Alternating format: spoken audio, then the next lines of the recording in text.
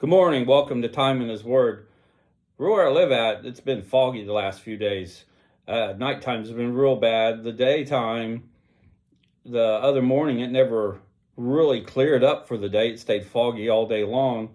Visibility was good if you was driving somewhere, but you still need to leave your headlights on, especially if you had a light-colored car, so that people could see you easier.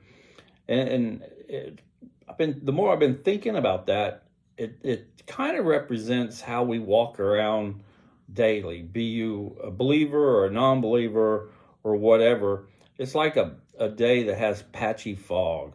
Sometimes we can see clearly what we need to do and where we need to go and so forth, and then we hit that small patch of fog and we're lost momentarily. And we rely on our instincts to get through that patch of fog. You know, you watch the white line on the right side of the road, and you watch the left side of the dotted line to make sure you don't cross in the other lane. But all the while you're straining to look ahead to make sure somebody hasn't drastically slowed down or driving with their blinkers up, their four ways on. It just heightens your awareness when you hit those patches of fog.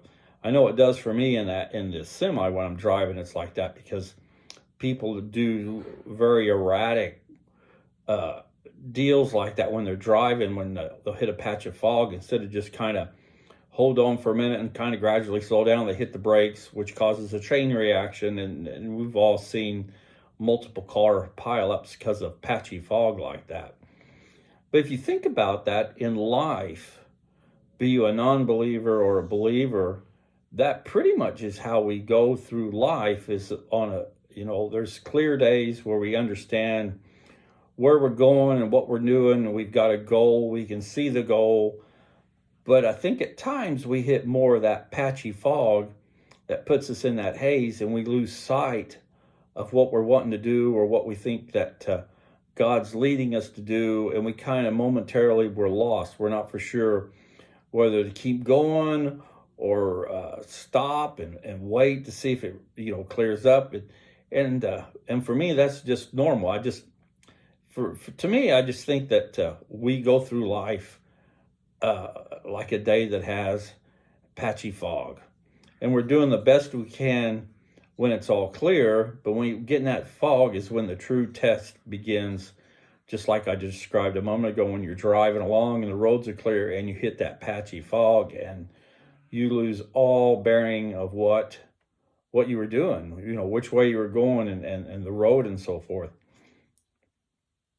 So as you go through the day, just think about that. At this moment and at this time, are you on a clear road and you got a good vision of what you're wanting to do, what you're wanting to accomplish in life, what you're wanting to accomplish in your walk in Christ, in your ministry, whatever it may be? Or at the moment, are you in that patch of fog? Maybe you just entered it and it's not that thick yet, or you're in the midst of it and you can't see nothing. You can't hardly see your hand in the front of your face because the fog's so thick. Well, if you happen to be in that predicament, just rely on faith, like we talked about yesterday in Mark the 11th chapter, keeping the faith, and just slow down a little bit, take a few baby steps, what it be, and just keep proceeding forward like you were, and eventually you'll get out of that thick fog, get back into the dense fog, and then get back into the clear road, and you can see the path that you're on. And a lot of times, if you're like me, you're still on that path that God has been leading you down.